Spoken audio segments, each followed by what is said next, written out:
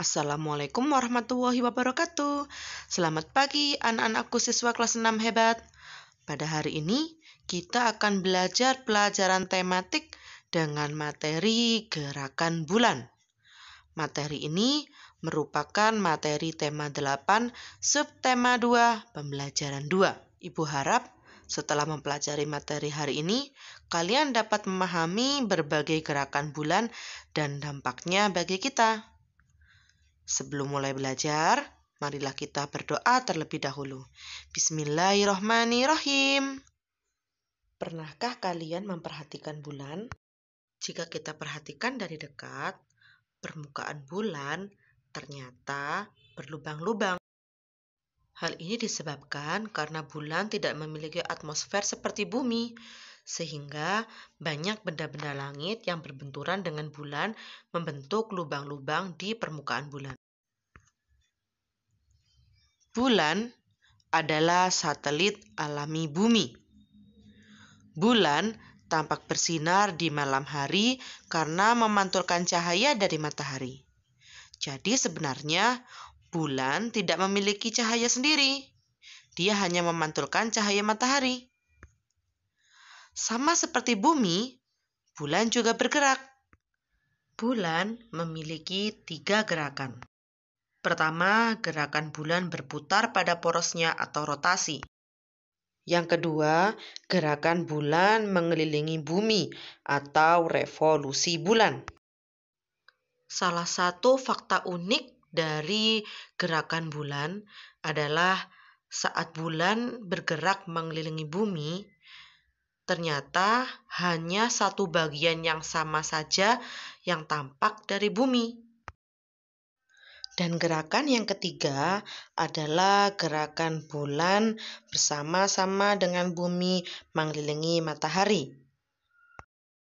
Karena bulan adalah satelit bumi, maka bulan akan mengikuti bumi untuk mengelilingi matahari selama 365 1/4 hari atau selama 1 tahun sekali putaran. Berikut adalah gerakan-gerakan bulan. Yang pertama, gerakan bulan pada porosnya atau rotasi bulan. Kala rotasi bulan sama dengan kala revolusinya, sehingga permukaan bulan yang menghadap ke bumi selalu tampak sama. Kala revolusi dan kala rotasi bulan adalah 29,5 hari. Yang kedua, gerakan bulan mengelilingi bumi atau revolusi bulan. Bulan berevolusi berlawanan arah jarum jam dengan orbit berbentuk elips. Setahun, bulan mengelilingi bumi sebanyak 12 kali. Dan yang ketiga, gerakan bulan mengelilingi matahari bersama dengan bumi. Sebagai satelit bumi, bulan selalu mengikuti pergerakan bumi saat mengelilingi matahari. Dampak revolusi bulan. Yang pertama, munculnya fase bulan. Dan yang kedua, terjadinya pasang surut air laut. Fase bulan dalam 1 bulan penuh diawali dengan munculnya bulan baru. Lalu muncul bulan sabit. Setelah itu muncul bulan separuh atau setengah.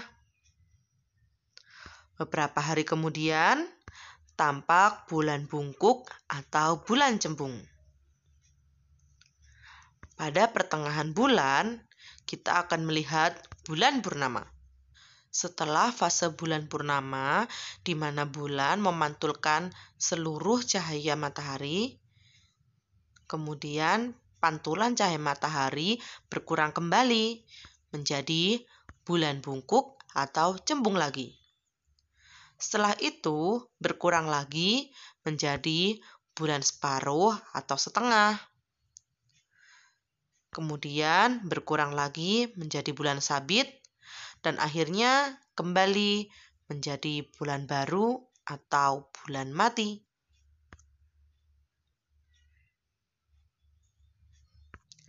Berikut penjelasan tentang fase bulan yang lebih jelas. Akibat adanya revolusi bulan, bagian bulan yang memantulkan cahaya matahari selalu berubah. Perubahan bentuk bulan ini disebut fase bulan. Fase-fase bulan adalah yang pertama, fase bulan baru. Pada fase ini, matahari, bulan, dan bumi terletak pada satu garis lurus. Bagian bulan yang tidak terkena sinar matahari akan menghadap ke bumi sehingga bulan tidak terlihat dari bumi.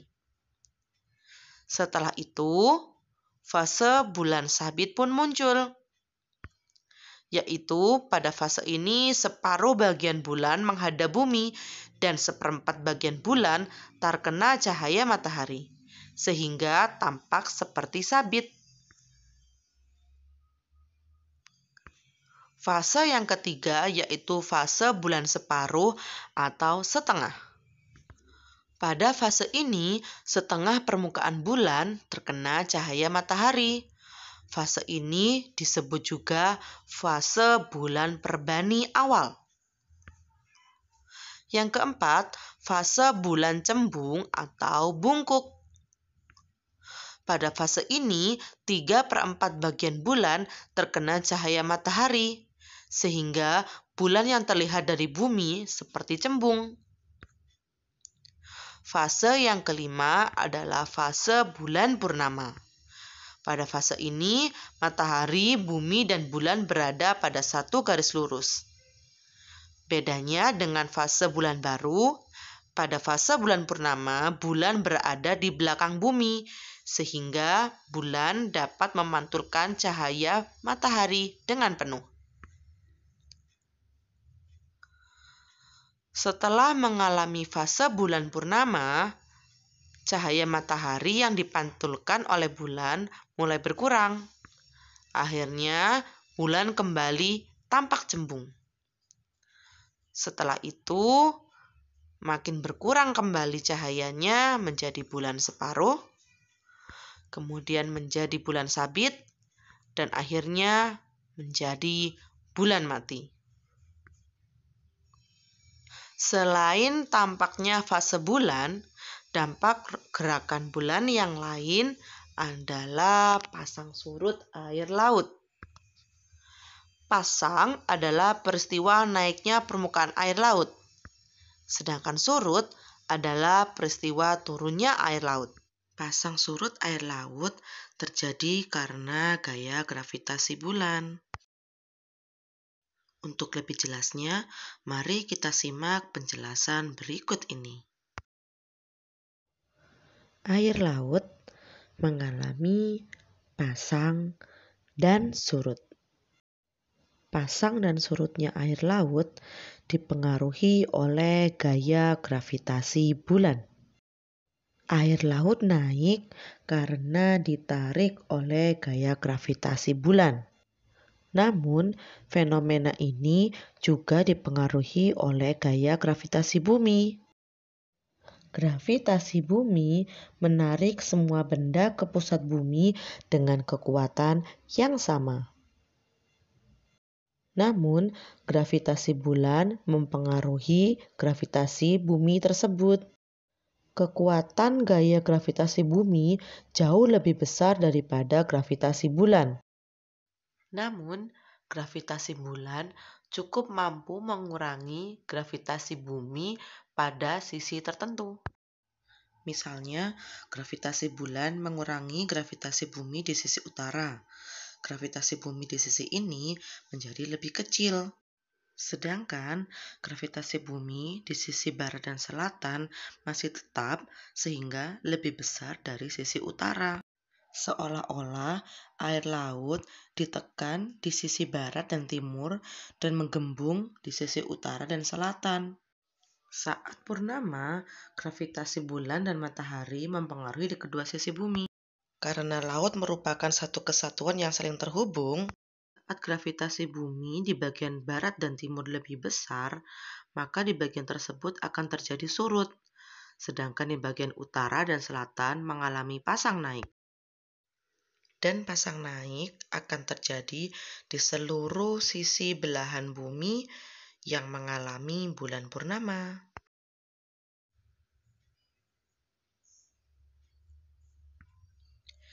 Demikian penjelasan dari Ibu.